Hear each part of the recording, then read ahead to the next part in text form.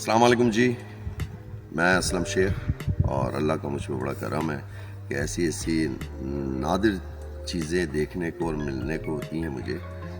یہ میرے پیچھے آپ کو گھوڑا نظر آ رہا ہے۔ یہ گھوڑا جس نسل سے ہے، اس نسل جہاں سے یہ گھوڑا آیا ہے ماشاءاللہ سے، وہ نبی کریم صلی اللہ علیہ وآلہ وسلم نے استعمال کیا تھا۔ اور اس گھوڑے کے اوپر یہ دیکھیں، یہاں اس کا ایک نشان ہے جہاں انہوں نے اپنا انگوٹھا لگایا تھا۔ اللہم صلی علی سیدنا محمد وعلی آل محمد کما صلیت علی ابراہیم وعلی آل ابراہیم انک حمید مجید۔ یہ سرکار کا، ان کی آنے والی ساری نسلوں میں یہ نبی پاک صلی اللہ علیہ وسلم کے مطلب انگوٹھے کا نشان ان کی آنے والی نسلوں میں سب سارے گھوڑوں کے اندر۔ اور کتنا معصوم ہے یہ، ماشاءاللہ کتنا معصوم ہے یہ ہمارے سرکار نے جو گھوڑا استعمال کیا تھا اور اپنا انگوٹھا سب کیا تھا، وہ آنے والی تمام نسلوں کے اندر وہ سرکار کے انگوٹھے کا نشان آپ کو ان کی آنے والی ساری نسلوں کے اندر ملے گا۔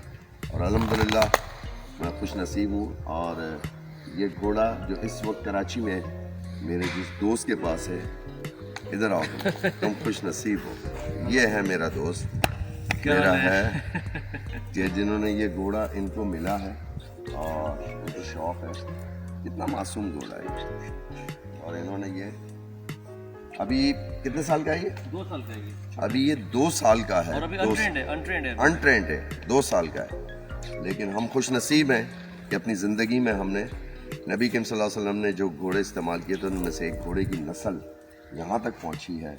1450 سال ہو گئے اور یہ نسل آگے تک جائے گی انشاءاللہ۔